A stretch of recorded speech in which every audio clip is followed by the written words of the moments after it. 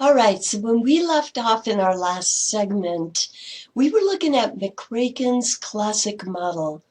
We had explored the first pipeline, right? How culture is transferred to products, in particular through marketing activities and through fashion systems. So now we're going to look at that second pipeline, how culture is transferred from products to individuals, how these products kind of permeate culture into individuals, right? And that is primarily through rituals. So we're going to explore here some different kinds of very interesting rituals.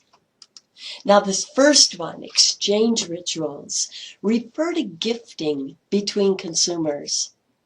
And if you think about the culture that's kind of value that's kind of installed in gifts, parents who want to, let's say, install the cultural value of intellectual curiosity into their daughter might give her a book for her birthday. Even unfulfilled gift requests can communicate cultural values. Let's say kids who receive a detective computer game instead of their requested World of Warcraft may decode messages about what's acceptable forms of fantasy, right? Even gift wrapping can express cultural meaning. So in Japan, the symbolic meaning of gifts is far more important than their economic value. So even really inexpensive gifts are elaborately wrapped. Customs around gifting also reflect cultural values. And this is also where we have some really interesting examples in Japan. Japan has some really interesting gifting rituals. First, they often feel an obligation to gift personal and professional acquaintances. I want you to think about this. Japanese gifting of U.S. professionals may be misinterpreted as what? And if you guessed bribing, you're right. Also, consistent with a very strong Japanese cultural value called saving face. I want you to know this term, it's a psychological term.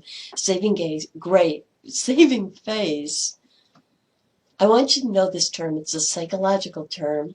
Saving face, okay, is defined as preventing embarrassment, saving face. Okay. This is strong in the United States too, but it's particularly strong in Japanese culture.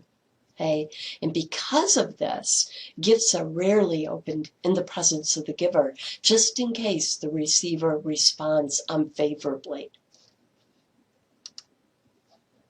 Possession rituals occur when consumers display their belongings either physically or vocally.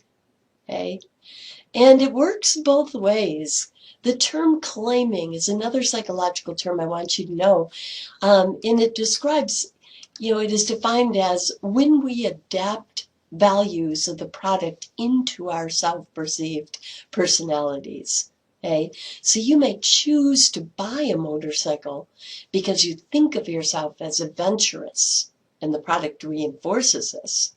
But it can also add more advertised motorcycle associated cultural values into your personality, such as freedom and power. So when you find yourself describing to your friends how your motorcycle makes you feel free and powerful, you're engaging in a possession ritual. And it leads to your claiming, adopting those particular qualities into your self-perception of your personality. Grooming rituals allow consumers to abstract cultural meaning from possessions through repeated use.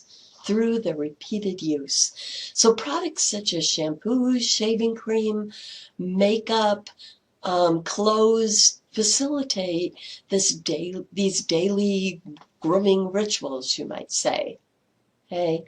Women report very structured and sequential daily grooming rituals, and sometimes even refer to applying makeup as putting on their fill in the blank.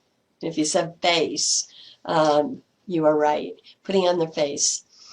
Now, preparing to go on a date or to an awards ceremony would be an example of a more elaborate grooming ritual, right? An interesting series of steps found in most men's first date grooming rituals includes changing and rechanging clothes, painstakingly styling one's hair, meticulously shaving, and I love this one, pep talks, especially into the mirror. So these grooming rituals, think about it, they demonstrate consumers' desire to cultivate and absorb the cultural meaning of these products into their personalities. Marketers appeal to these desires with slogans like L'Oreal's "Because You're Worth It" or Monsoon's "Create a Storm," right? Now, I find this last one to be particularly interesting. The last ritual, divestment rituals.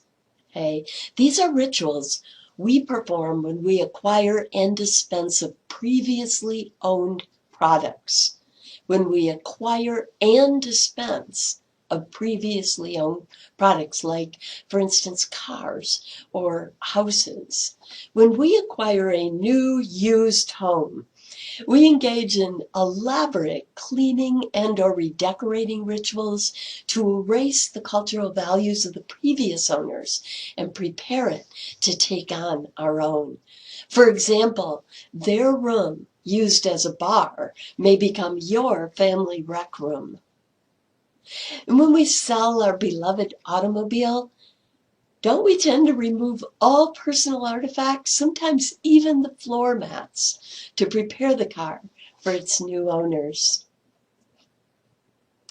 So in summary, McCracken's model, describes how culture permeates products, remember, through marketing activities and fashion systems, and how products pass this culture on to customers, remember, through rituals. You can think of this also as a feedback loop, too, from the individual back into culture, because culture originates in individual minds. So products instill cultural meaning into individuals, and the individuals feed that cultural meaning back into culture. But where does culture originate? Where did it start? Where does it begin? And we're going to explore that in our next segment.